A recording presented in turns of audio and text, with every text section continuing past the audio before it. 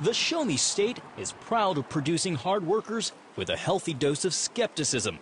Missourians are also known for being positive, but it's hard to tell by the bitter campaign ads. Todd Akin is scary. I'm afraid of what he'll do in Congress. Corrupt Claire, the moment her hand came off the Bible, it went into our pockets. Observers expected nastiness between incumbent Democrat Claire McCaskill and Republican challenger Todd Akin, given the race's potential to shake up the Senate.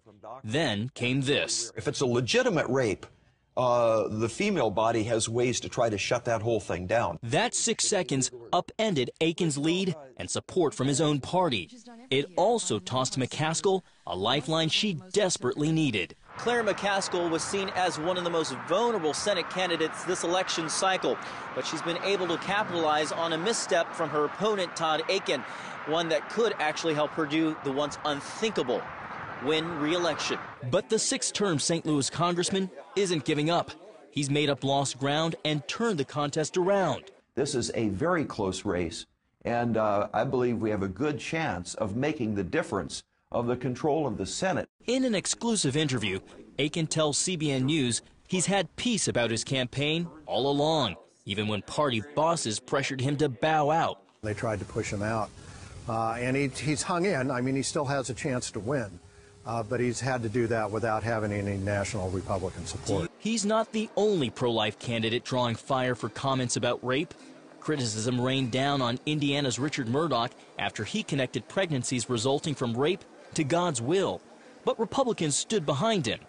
Akin believes leaders abandoned him because he's a conservative willing to buck his own party. It may be that some of the leadership in the Senate, in the Republican side, would be comfortable with people who are more moderate. And because I'm not, apparently it's more important to them to get moderates than maybe even taking over control of the Senate.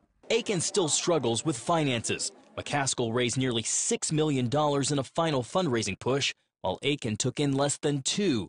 Most of that came from small online donations. The party has been very successful in turning off our funding, which is our means of communication. So in a sense, they're trying to maybe starve us of oxygen.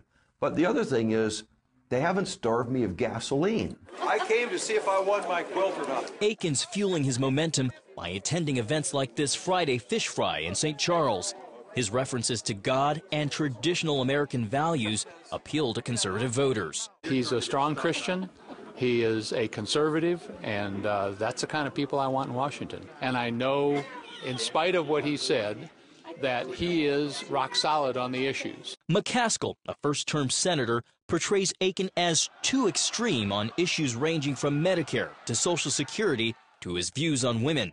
She slammed his legitimate rape comment while touting her record as a moderate who works across the aisle. All senators are ranked 1 to 100, liberal to conservative. You're looking at number 50. How did I get there? Missouri-style independence. I'm Claire McCaskill, and I approve this message because right in the middle is right for Missouri.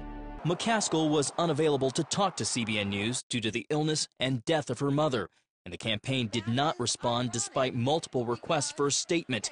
Her backers, which include several leading Missouri newspapers, say McCaskill's bipartisan approach should be rewarded with a second term. She's really created a national niche in terms of keeping an eye on defense spending and taking her former role as a state auditor and applying it to her role in the Senate and saving taxpayers millions, if not billions of dollars in wasted spending. Akin disagrees, describing her record as a disaster. He calls McCaskill out of step with the average Missouri voter for backing President Obama's agenda, even his health care law, which Missourians widely oppose. He believes that's the memory voters will take with them to the polls. I am very mainstream for the state of Missouri, and that's one of the reasons why I'm optimistic. I'm going forward with the mission, and I plan, by the grace of God, to replace Claire McCaskill. John Jessup, CBN News, St. Louis County, Missouri.